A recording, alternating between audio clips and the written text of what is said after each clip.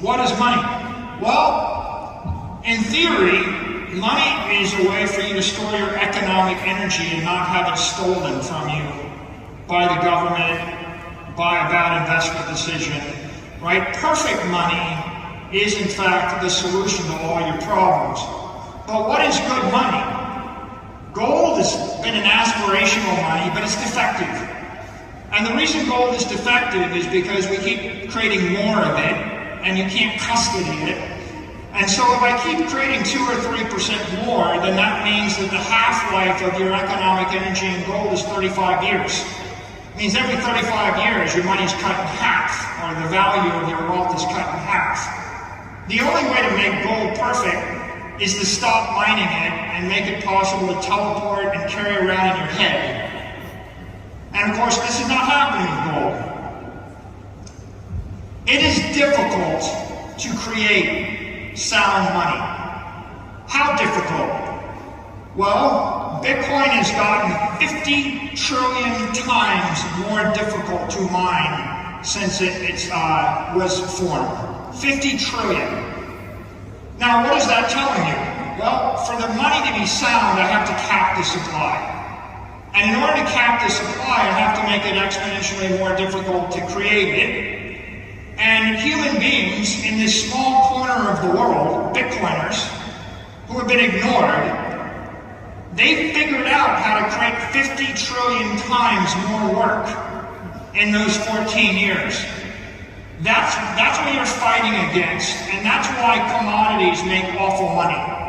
That's why anything that can be produced with human intellect and capital will always be awful money, because you're betting against human intellect. I'm going to actually store my money in something that you can make more of, but I'm going to bet you're too stupid to make more of it. Okay, that's an awful bet. Somebody somewhere with less money than you has a lot of time on their hand to figure out how to get your money. That's why you need something like the difficulty adjustment, and that's why it's so difficult to create sound money. Bitcoin is sound money. Now, people around the world use all sorts of assets in order to store their economic energy. All these monetary assets have a different natural frequency.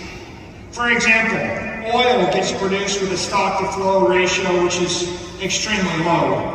The Argentine peso is doubling in supply every 1-2 years. Silver is growing at a fairly rapid rate. When the dollar inflates at 7% a year, that means that over the course of 10 years, you double the supply of the dollars. So therefore, the half-life of money in a dollar is 10 years. As the stock-to-flow ratio goes up, the half-life of the money goes up. The natural frequency slows down. Gold has a half-life of 35 years. Obviously, gold is a better money than the peso. It's a better money than soybeans.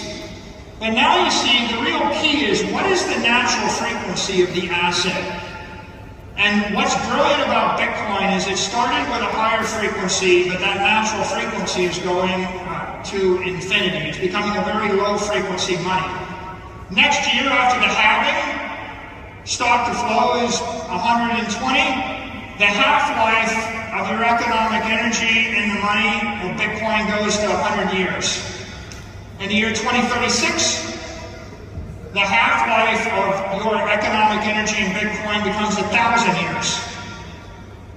In 2048, the half-life of your economic energy in Bitcoin is 10,000 years.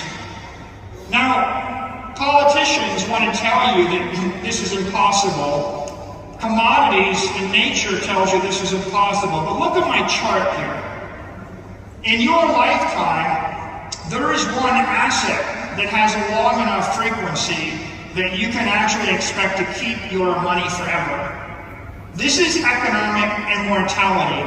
When flow goes to zero, stock to flow goes to infinity, the money lasts forever. If the money lasts forever, you have hope. What is money?